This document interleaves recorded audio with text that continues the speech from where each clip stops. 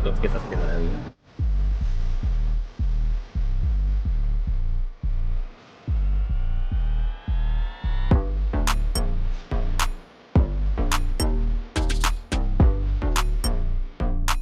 Dalam rangka kesiapan menghadapi Culling Game, saat itu Megumi dan Yuji tengah bersiap untuk menjalankan misi.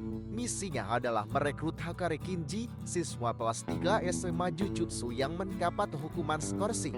Kita diperlihatkan pada perbincangan santai antara Hakari dan Yuji.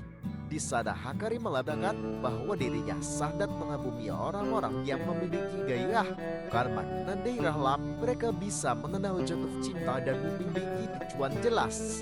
Ketika seseorang larut dalam belirat, biasanya akan ada dua hal yang didapat, antara hasil buruk atau hasil baik. Yang mana hasil ini tergantung dari bagaimana orang-orang bodoh ataupun pintar bisa memanfaatkannya. Selaras akan hal itu, Hakari menegaskan bahwa satu-satunya yang bisa memuaskan dan mengendalikan daerah tersebut hanyalah dengan bermain judi. Menurutnya, perjudian adalah kehidupan. Dia yang tak bisa bertaruh besar dan dia yang tidak tahu kapan harus berhenti. Dialah yang akan tersingkir dari kehidupan. Karena sejatinya tak ada satu orang di bumi ini yang tidak bermain judi. Yang mereka benci bukanlah judi itu sendiri, melainkan kekalahan dan kehancuran. Kecintaannya yang besar terhadap judi inilah yang telah membawa Hakari menciptakan pertarungan klub judi. Dia mengaku bahwa dirinya ingin bisnis pertarungan judi diakui oleh pihak Jujutsu secara publik. Dan untuk bisa mencapainya, dia membutuhkan anak buah yang mumpuni seperti Inji yang kini ada di hadapannya. Kemudian setelah menetapkan itu semua, tiba-tiba saja Hakari mendapat panggilan Nisko dari Kirara. Seolah ada sesuatu yang janggal, ditambah adanya pernyataan Yuji yang tidak mengenal bujuk, membuat Hakari pun segera menyerang Yuji menggunakan teknik kutukannya. Terlihat saat itu, melalui teknik kutukan yang bisa mengeluarkan pintu gerbong kereta, Yuji berulang kali mendapat serangan dari Hakari. Dari mulai menghimpit kepala Yuji menggunakan buah pintu kereta, memberikannya pukulan secara bertubi-tubi, sampai mendaratkan tendangan yang sangat keras.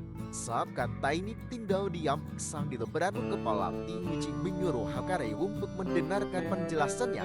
Meskipun aja kedai ini ditolak oleh Hakari, dia yang keras kepala tidak mau dinginkan kepalanya. Merasa tak punya banyak waktu, saat itu Megumi segera bersujud dan memohon pada Kirara untuk mendebarkan permintaannya. Saat Kirara mengiyakan permintaan tersebut, tiba-tiba saja terdengar sebuah keributan. Itu adalah pertarungan Yuji dan Hakari yang kini telah sampai di atap gedung. Yuji yang tampak terlihat babak belur, sementara Hakari yang daerahnya tampak terlihat memanas. Seakan muak ke atas sikap Yuji yang dari tadi tidak melawan, saat itu Hakari langsung melayangkan sebuah pukulan. Terlihat pukulan keras dari tongkat terpaku tajam ini seketika membuat Yuji terhempas dan mengeluarkan banyak sekali darah. Namun berbekal tekad yang kuat, Yuji rupanya masih mampu berdiri kembali. Tak peduli berapa banyak darah keluar, dirinya bertekad akan terus membujuk Hakari melakukan kerjasama. Merasa tertarik dengan tekad kuat Yuji, Hakari kembali melayangkan pukulan keras. Dia berucap jika Yuji ingin meminta bantuannya, maka Yuji harus menawarkan hadiah yang sesuai agar dirinya mau bertaruh nyawa. Karena menurutnya, ketika seseorang meminta bantuan orang lain, itu sama saja dengan mempertaruhkan nyawa untuk orang tersebut. Menjawab hal itu, Yuji yang sudah babak belur berkata bahwa dirinya tidak memiliki gairah. Yang Yuji yakini dia hanya sebatas gigi mesin yang akan terus bergerak untuk membasmi roh kutukan.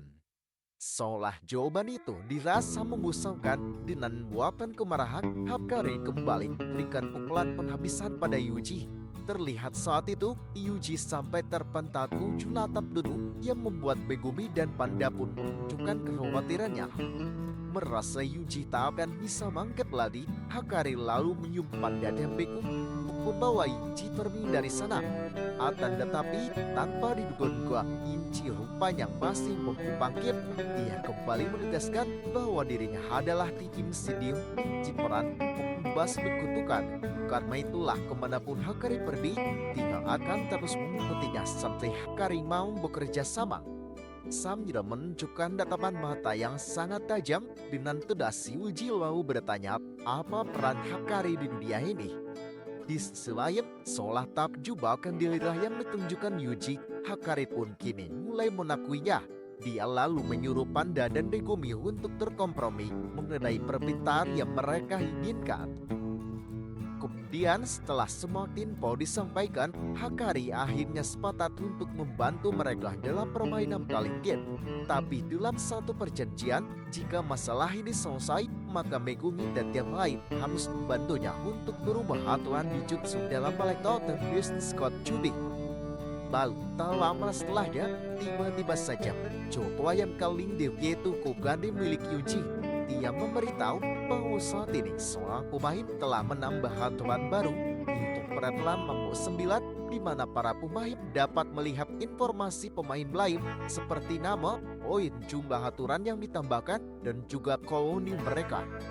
Usut punya usut, pemain yang telah menambah aturan tersebut ternyata bernama Kashimo Hajime. Terlihat saat itu, dia yang memiliki 200 poin tengah menghabisi salah satu pemain di tepi sungai. Apa yang membuat Kashimo menambah aturan rupanya didasarkan pada satu alasan, yaitu dirinya ingin mengetahui informasi di mana Sukuna berada. Kembali ke tempat Yuji dan yang lain, saat itu Megumi bertanya-tanya kenapa Yuji sudah masuk ke dalam daftar pemain Kalingen, bukankah untuk menjadi pemain dibutuhkan persetujuan dari kedua pihak. Mentindak pertanyaan itu, Yuji menduga bahwa mungkin itu disebabkan karena dirinya telah bahkan benda tertutup jabi Sukuna, yang mana itu artinya ada kemungkinan jika seorang telah membuat kontrak dengan Kenjaku di masa lalu. Saat timing larut dalam pertanyaan itu, Megumi kemudian mulai mendiskusikan terkait rencananya menghadapi Kalingen. Di sana Megumi berpikir bahwa para pemain yang terjebak ke dalam permainan kemungkinan besar tidak memiliki motivasi yang tinggi, sehingga dengan begitu akan sangat mudah bagi mereka untuk dibujuk melakukan kerjasama. Untuk itulah, bisa membebaskan Tsubiki dari permainan, langkah pertama yang harus dilakukan adalah mengincar para pemain yang memiliki 100 poin, yang mana nantinya mereka akan dibujuk untuk menambah dua aturan baru. Pertama, aturan yang memperbolehkan pemain mentransfer poin pada pemain lain, dan kedua, aturan yang membuat pemain bisa keluar dari permainan menggunakan poin. Berdasarkan asumsi dan analisanya tersebut, Megumi kemudian menyuruh Kogane untuk menampilkan daftar pemain yang memiliki lebih dari 100 poin, yang mana setelah diracot terdapat dua nama teratas. Mereka adalah Kashimo Hajime, sang penyihir inkarnasi dari 400 tahun lalu, dan juga Kikuruba Hiromi, sang penyihir modern yang baru dibangkitkan teknik kutukannya.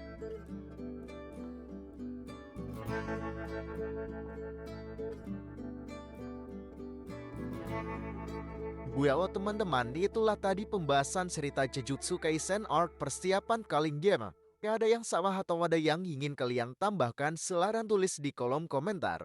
Thank you for watching and see you next time.